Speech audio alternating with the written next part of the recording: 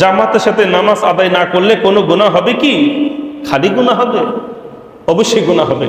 কারণ জামাতের সাথে নামাজ আদায় করা ওয়াজিব, কেউ কেউ বলেছেন ফরজ।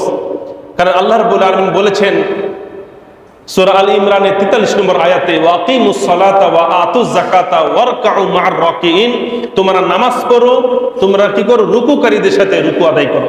তাহলে এই আয়াত থেকে জামাতের সাথে নামাজ আদায় করা কোনো সাধারণ আমল নয়, বরং প্রত্যেকের উপর কি?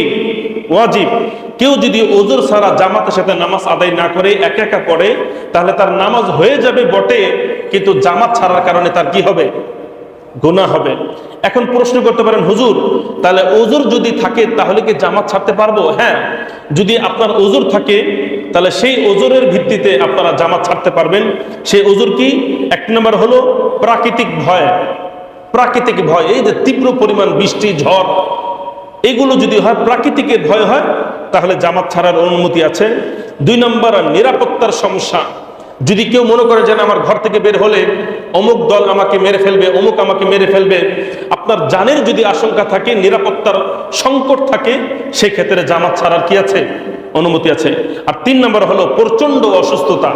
কেউ যদি প্রচন্ড অসুস্থ হয়ে যায়, উঠতে বসতে পারে না, সেক্ষেত্রে জামাতে নামাজ না পড়ে একা একা আদায় করতে পারবে।